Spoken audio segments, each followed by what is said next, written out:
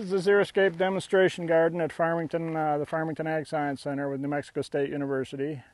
And the garden is somewhat unique from other xeriscape gardens in that it's split into 4 different sections, and we have about 100 different species represented here. And we have at least one individual, or we have planted at least one individual of each species in each section. And then each section is irrigated differently. We use weather data to schedule irrigations here, and I can show you the irrigation system. We have a different zone for each section, and like I said, we irrigate these differently. In the past, approximately this section over here is the high irrigation section, and it had been given 12 gallons of water per plant per week. Over here to my left is the medium irrigation zone, and it's getting 8 gallons of water per plant per week. And then back over here is our low irrigation section. Those plants got 4 gallons of water per week. And then over to the northeast section, that section has not been irrigated since 2004. We established this garden in 2002.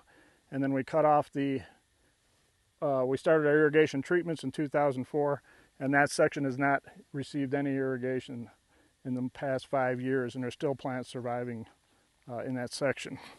We're continuously going through the garden and trying to update it and look for new specimens, maybe very unique type plants, other plants that would do well in our area.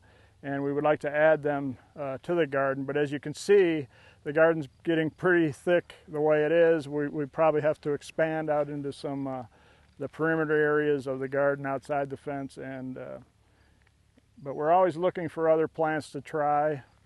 And if anyone has some ideas that they'd like to pass along to us, we'd be glad to try some plants up here. Although we're not looking for anything that requires a lot of water. We want to try to stick with native landscapes, using plants that are native to our area so that they don't require a lot of water, because that's our main goal here, is water conservation. There may become a time when we don't have as much water as we do now for irrigating landscapes. Water use restrictions are always happening, and it's going to just get worse and worse as the population of our area continues to increase.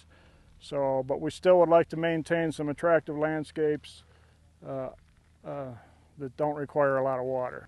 Turf grass we'll use, well, bluegrass, for example, will use more than 3 feet of water per year. And you can see, as I've already pointed out, many of these landscape plants will survive on no water or very limited amounts of water.